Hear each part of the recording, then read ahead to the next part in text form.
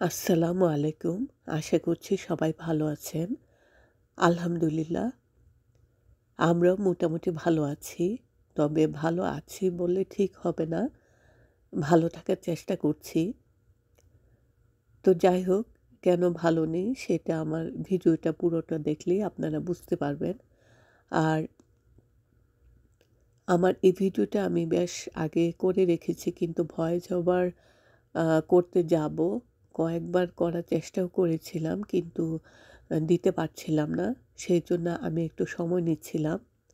কারণ আমি যখন কথা বলব সেই কথাগুলো যদি আপনারা বুঝতেই না পারলেন, তাহলে তো আর ভিডিও দিয়ে কোনো লাভ নেই। তো সেইজন্য একটু সময় নিয়ে একটু দেরি করেই ভিডিওটা দিলাম। আর এই যে দেখতে পাচ্ছেন, আমি আমরা প্লেনে করে যাচ্ছি।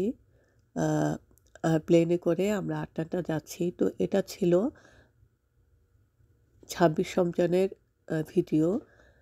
তো সেই ভিডিওগুলা অবশ্য আমার আ করতে করাটা আমার জন্য খুব কষ্টকর ছিল। তারপর একটু, একটু করে ভিডিও করলাম এই জন্যেই যে আ আপনাদের সাথে একটু শেয়ার করব। তাহলে হয়তো আমার একটু ভালো লাগবে সেইজন্যেই। তো যাই হোক, এটা আমরা আ ইফতারের পর আ ইফতারের পর আমরা বের হয়ে গেলাম। আ আটলান্টা যাচ্ছি। আর ইফতারটাও আসলে সেরকম করে করা হয়নি। তাড়াহুড়া করেই, কারণ প্লেনের সময় চলে যাবে সেজন্য আমরা তাড়াহুড়া করে আমরা বের হয়ে গেলাম। আর যাচ্ছি আটলান্টা। আর আটলান্টা যাওয়ার কারণ হচ্ছে যে আ আমার আম্মা আর দুনিয়াতে নেই। তো সেইজন্যেই আমরা যখন শুনলাম সাথে, সাথেই আ আমরা বের হয়ে গেলাম। তো এই তো কথা বলতে, বলতে আটলান্টা এয়ারপোর্টে চলে আসলাম। তো এটা ছিল আম্মা যেদিন মারা গেলেন সেই দিনই, অর্থাৎ ২৬ রমজানে। সেদিন বুধবার ছিল। তো আম্মা মারা গিয়েছেন দুপুর ১টা আ উম ৫২ কিংবা আ আ এরকম সময়ে। তো খবরটা পাওয়ার সাথে, সাথে চলে গেলাম। তো এই তো চলে আসলাম এয়ারপোর্টে। আর আমাদের এখান থেকে ওখান থেকে বাসায় যেতে, যেতে আমাদের প্রায় রাত্রে আ ১২:৩০ মতো বেজে গিয়েছিল। আর এটা হচ্ছে পরের দিন ফিনারেলে আম্মাকে যখন রাখা হয়েছিল সেখানে আমরা গেলাম সকালবেলা। সেখানে গিয়ে আমরা আম্মাকে গোসল করিয়েছি। তো আসলে যখন আম্মাকে গোসল করাচ্ছিলাম তখন কেমন যেন আগে তো কেউ মারা গেলে কিংবা কারো লাশ দেখতে গেলে ভীষণ ভয় পেতাম। কিন্তু ওইদিন যে এত ভালো লাগছিল যে নিজের হাতে মাকে গোসল করাচ্ছি, সেটা একটা কি বলবো, কেমন যে ভালো লাগছিল। মাকে ভালোভাবে হাতে পায়ে হাত বুলিয়ে দিচ্ছিলাম, মুখটা ধরছিলাম, মাথায় হাত বুলাচ্ছিলাম। সেটা যে কেমন মায়া লাগছিল আর কেমন যে লাগছিল আসলে সেটা কাউকে বলে বুঝাতে পারবো না। আসলে বাবা-মা না থাকার যে কি কষ্ট সেটা যাদের নেই শুধু একমাত্র তারাই বুঝতে পারবেন।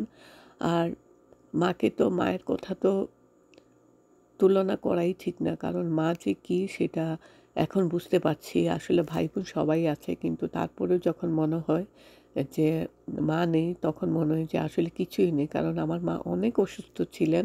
আপনারা যারা আমার ভিডিও দেখেছেন সবাই তো জানেন। তো তারপরেও মনে হতো যে আ যেমনই হোক, মা তো আছেন, একটা মা সবসময় একটা দোয়া তো থাকবেই। তো এখন সেটা যখন মানে এখন সেটা মনে হলেই খারাপ লাগে যে সবাই তো থাকলেও মায়ের যে জায়গাটা সেটা তো আর কেউ দিতে পারবে না। আর আমরা যখন আগেও আটলান্টা যেতাম তখন এই যে আসার সময় আম্মা যখন বলতেন, "চলে যাচ্ছ, আরো কয়টা দিন থাকো না বা আমাকে নিয়ে যাও।" তো সেগুলা এখন প্রতিনিয়তই মনে হচ্ছে যে এখন গেলে তো এই কথাটা শুনতে পারবো না। তো যাই হোক, এখানে আম্মাকে দাফন করা হয়েছে। আমার ছেলেকে বলেছিলাম যে একটু ভিডিও করে নিতে। তো সে ভিডিও করে রেখেছিল। আর আমি এগুলা রেখেছি যে আমার মেমোরিতে সেগুলা থাকবে। আসলে যখন আ আমার আব্বা মারা গিয়েছেন তখন তো আর এরকম ইউটিউব চ্যানেলও ছিল না।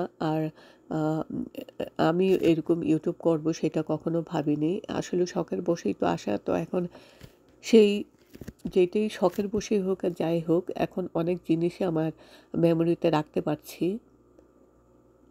তো সেরকমভাবে আমার মায়ের এই জায়গাটা, মায়ের এই কবরটাও আমার মেমোরিতে রেখে দিলাম। আর এটা হচ্ছে যখন সবাই আ আম্মার লাশটা দাফন করা হলো, তখন সবাই চলে যাবার পর এখন সামনে গিয়ে একটু দেখছিলাম। এই যে মাটি, নতুন মাটি দেওয়া, সেটি আমার মা এখানে শুয়ে আছেন।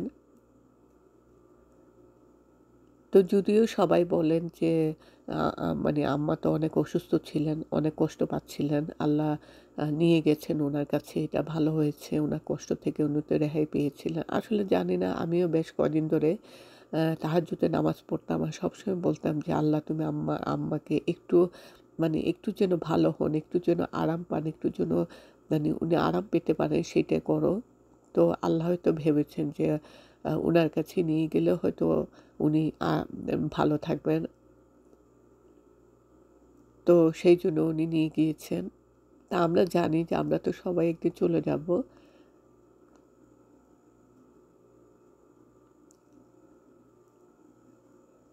তো যাই হোক, সেখানে এসে অনেকক্ষণ দাঁড়িয়েছিলাম। মানে মার জন্য যতটুকু দোয়া পড়েছি। আর সেটা দোয়া তো আর শেষ নেই। বাবা-মার জন্য দোয়া করা সেটা তো সারা জীবনই, নিজের মৃত্যুর আগ পর্যন্তই সেটা থাকবে ইনশাআল্লাহ।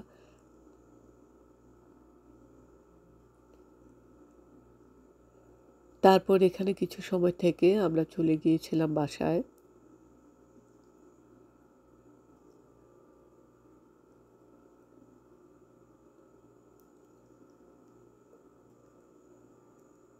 তো এখন আমরা আবার পরদিন, তার পরের দিন আমরা যাচ্ছি আম্মার কবরটা জিয়ারত করব এবং সেখানে কিছু সময় থাকব।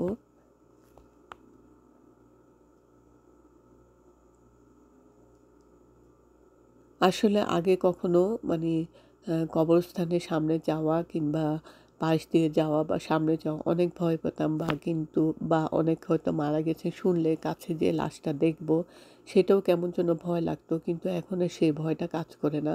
এখন মানে নিজের সামনে থেকে নিজের চোখের সামনে যখন অনেক কিছু দেখলাম, সেই ভয়টাও চলে গিয়েছে। কারণ সেখানে তো আমাদের সবাইকেই যেতে হবে। হয়তো কয়দিন আগে বা কয়দিন পরে সবাই আমরা সেখানে যাব।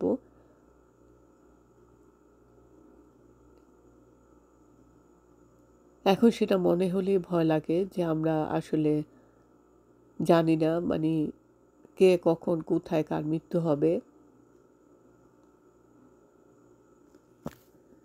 আর আমার আম্মা হঠাৎ করে চলে যাবেন, আসলে সেটা মানতেও কষ্ট হচ্ছে। কারণ উনি অসুস্থ ছিলেন ঠিকই, অনেকবার হসপিটালে যেতেন আসতেন। কিন্তু সেই এবারে যে গেলেন আর যে আসবেন না সেটা আ মানে কি বলবো? কারণ আম্মার সাথে এই যে ফোনে প্রায় সময় কথা বলতাম। তারপর মানে উনার অনেক কিছু কথা আছে যেগুলো আসলে ভিতরেই থেকে যায়। সেগুলো যখনই আমার মনে হবে তখনই আমার কষ্ট লাগবে। আমি জানি না, আমার মনটা খুবই নরম। একটুতেই আমি যখন মানে একটু কিছু মনে হলেই আমার চোখ দিয়ে অঝরে পানি পড়তে থাকে। এই যে আমি ভয়েস ওভারটা দিচ্ছি, আমার কিন্তু অনেক কষ্ট হচ্ছে। তো যাই হোক, আপনারা সবাই আমার মায়ের জন্য দোয়া করবেন। যারা আমার ভিডিও দেখেন কিংবা যারা দেখবেন সবাই দোয়া করবেন। আর এই যে এটা হচ্ছে পরের দিন যখন আমরা গেলাম আমার মায়ের কবরটা দেখতে, তো সেই দিনও একজন মারা গিয়েছেন। উনি সম্ভবত পাকিস্তানের। তো উনার এই যে কবরটা আমার মায়ের পাশেই, উনার কবরটা রেডি করা হচ্ছে। আর এই যে কবরস্থানটা এত সুন্দর জায়গা, এত সুন্দর একটা জায়গা। পাশে মসজিদ, আর সবাই আসে এখানে, সবসময় আসে সবাই কবর কবর জিয়ারত করতে। তো আমি আমার ছেলেকে বললাম যে একটু কাছে গিয়ে কবরটা একটু, যে নতুন করে কবর খোঁড়া হয়েছে এটা একটু সামনে গিয়ে তুলে আনো। তো সেটা সে তুলে এনেছিল।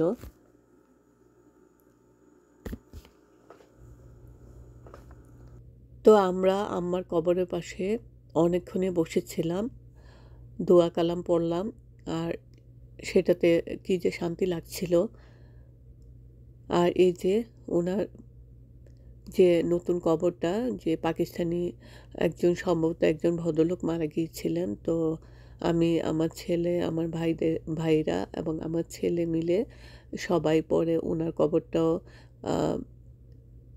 ওনার জানাজায় শরিক হলো। তো সেই জন্য আমরা দূর থেকে দূরে বসেছিলাম, যে ওনারা জানাজা শেষ করে আসার পর তারপর আমরা বাসায় ফিরে যাব। তো অনেক দূর থেকে দাঁড়িয়ে আমরা দেখছিলাম আসলে।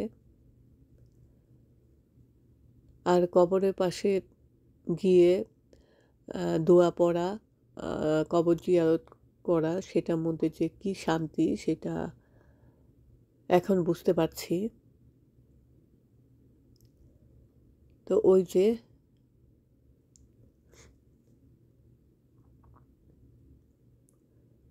ওনার জানাজা, ওনাকে দাফন করা হচ্ছে। আর এটা বাসায় আসার পর, বাসায় এসে এই যে এই বিছানায় আম্মা শুয়ে থাকতেন সবসময়। আর ওই যে গ্লাসটা দিয়ে ওনার একটা মগ ছিল, সেটাতে হিসাব করে, মানে যেহেতু কিডনির সমস্যা ছিল, পানি একদমই খাওয়া মানে পানি খাওয়াটা নিষেধ ছিল, তো সেটা দেখছিলাম মগটা ধরে ধরে। আর এই বিছানায় এখানে শুয়েছিলেন, শুয়ে থাকতেন যে, সেটাই দেখছিলাম। আর ব্যাগগুলো গোছাচ্ছিলাম আর চিন্তা করছিলাম যে আগে যখন আসতাম আম্মা তো বলতেন যে মানে আরও কয়দিন থাকার জন্য, বা কেন যাচ্ছি, নানান ধরনের কথা বলতেন। তো আজকে আর মানে যখন ফিরে আসি সেটা আর বলার কেউ নেই, সেগুলো চিন্তা করছিলাম। আসলে এগুলা ভুলতে ভোলা যাবে না, ভোলা সম্ভবও না। তো এই তো পরের দিন আমরা রওনা দিয়ে দিচ্ছি আমাদের মিশিগানে, বাসায় চলে আসব। তা আম্মা মারা যাবার কয়দিন পরেই আমার একমাত্র ননদ, সে বাংলাদেশে থাকে ঢাকায়। তো সেও বেশ অসুস্থ ছিল অনেকদিন থেকেই। তারপর হঠাৎ করে আম্মা মারা যাবার ১০-১১ দিনের মাথায় আমার ননদ ননদও আমাদেরকে ছেড়ে চলে গেল। তো একসাথে ২ টা মানে মৃত্যু আমাদের জন্য খুবই, মানে খুবই কষ্ট হচ্ছিল। কারণ ঈদের আগের দিনে আমার হাসব্যান্ডের সাথে ওর কথা হয়েছিল, যে ও বলছিল যখন আম্মার খবরটা শুনল, ও অনেক কান্না করেছিল। আর শুধু বলছিল যে, "খালাম্মাকে আর দেখব না। কত আগে দেখেছিলাম।" তারপর সে তার নিজের বাবা-মার জন্য কান্না করছিল, অর্থাৎ আমার শ্বশুর-শাশুড়িদের জন্য। উনারাও তো জীবিত নেই। তো সেও যে চলে যাবে এভাবে হঠাৎ করে, সেটা আমাদেরও মানতে অনেক কষ্ট হচ্ছিল। যাই হোক, সবই তো আল্লাহর ইচ্ছা। আল্লাহ যখন যাকে ডাক দিবেন তখন তো তাকে তো যেতেই হবে। আর এটা হচ্ছে আমাদের, মানে আম্মার জন্য একটু দোয়া পড়ানো হচ্ছিল। আ এটা রমজানের সময়।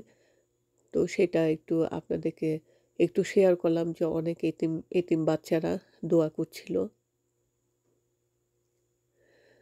তো সবাই দোয়া করবেন আমার আম্মার জন্য আর আমার ননদের জন্য। আল্লাহ যেন উনাদেরকে জান্নাতুল ফেরদৌস নসিব করেন এবং আমাদেরকে জন্য সেই সুখটা ধৈর্য ধরার মতো শক্তি থাকে।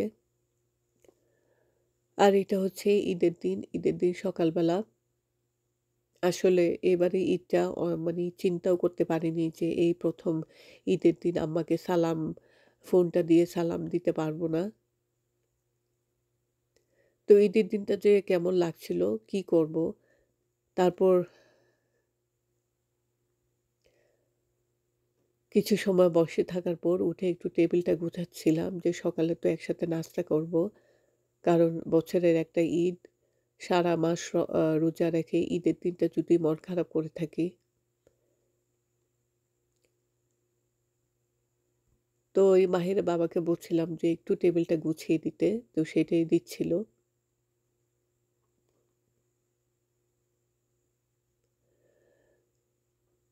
তো সবাই আমাদের জন্য দোয়া করবেন।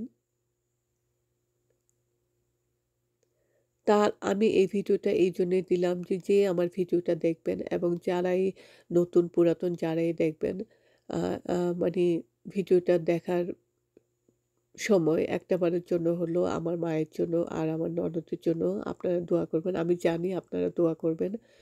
তারপরেও বারবার বললাম নিজের মনের শান্তির জন্য এইটুকুই যা। তো এই তো আমার ছেলে ও বাবা যাচ্ছে নামাজে। তা আমি একটু বাইরে দাঁড়িয়ে তাকিয়েছিলাম। আসলে কোনো কিছু করতে বা মানে কিছুই ভালো লাগছিল না। তারপর ওরা যাবার পর আমি কিছু সময় বসেছিলাম। তো এখন একটু চিন্তা করলাম যে ওরা নামাজ থেকে আসবে, নাস্তাটাও একটু রেডি করে ফেলি। তো ওরা আসার পর আমরা একসাথে একটু নাস্তা করে নিচ্ছিলাম। আর আ ওরা যে নামাজ ঈদের নামাজটা পড়তে গেল সেই মসজিদটা নতুনই করা হয়েছিল। তো আমার ছেলে একটু ভিডিও দিয়েছিল আমাকে একটু দেখার জন্য। তো এই তো এখন নাস্তা রেডি করে নিয়েছি। এখন সবাই মিলে একটু সকালে নাস্তাটা করে নিচ্ছি। তো এই ছিল আমার আজকে ভিডিও। আশা করছি আপনাদের ভালো লাগবে। আর অবশ্যই আমার জন্য দোয়া করবেন। আমাদের ফ্যামিলির সবার জন্য দোয়া করবেন। তো আজকের মতো এখানেই বিদায় নিই। ভালো থাকেন সবাই। আল্লাহ হাফেজ।